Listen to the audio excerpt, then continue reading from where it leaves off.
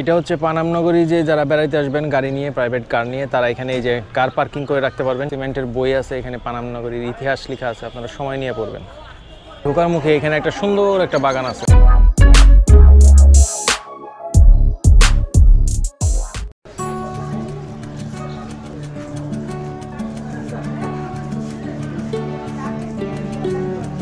আসসালামু আলাইকুম, আজকে চলে আসছি ঐতিহাসিক পানাম নগরী। আর এই পানাম নগরীটা আজকে আপনার সাথে শেয়ার করব, আশা করি আপনারা অনেক এনজয় করবেন। তো চলেন ঘুরে দেখি পানাম নগরী। টিকিট মূল্য হচ্ছে পার পার্সন হচ্ছে 15 টাকা। ঐতিহাসিক নগরী এখন ধ্বংসস্তূপে পরিণত হওয়ার পর।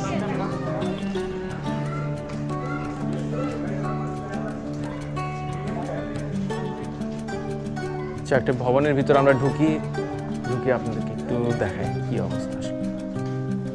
এইখানে এক সময় কত মানুষ বসবাস করতো, আর আজকে একটা ভূতের বাড়ি হয়ে গেছে। তালা দিচ্ছে, মোগল আমলের আপনার ভবন এগুলো।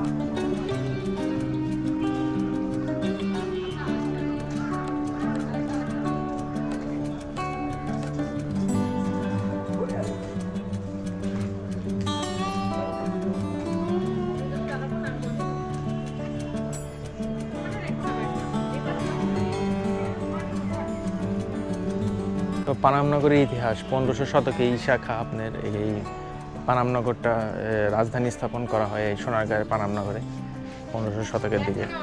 এবং এইখানে মূলত পানামনগরটা ছিল হচ্ছে হিন্দু ধনী ব্যবসায়ীদের আর কি বসবাস কেন্দ্রস্থল।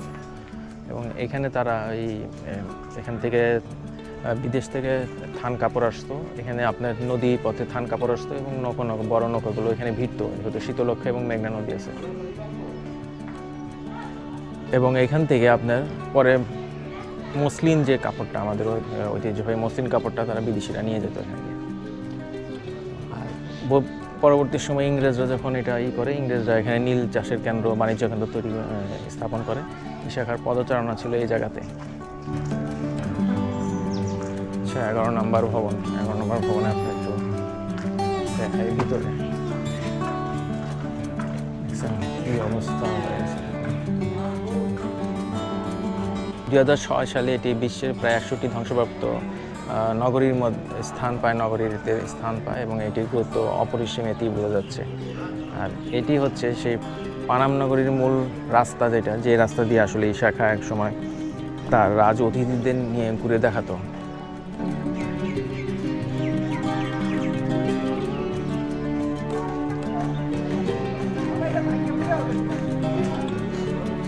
ঝুঁকিপূর্ণ ভবন, নেম প্লেট লাগানো আছে, ঝুঁকিপূর্ণ উপরে ওঠা নিষেধ, অনেকে আবার উপরে উঠে।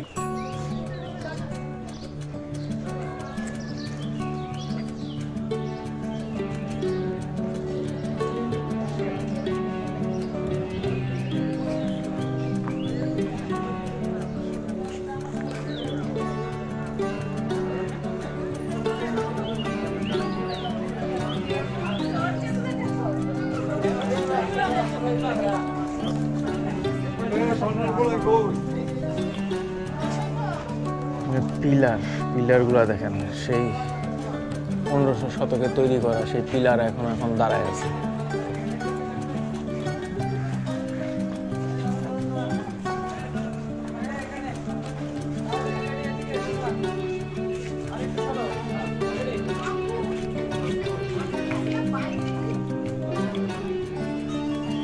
প্রতিটা বাড়ির সাথে কিন্তু পুকুরের ব্যবস্থা, ঘাটলা বাঁধানো।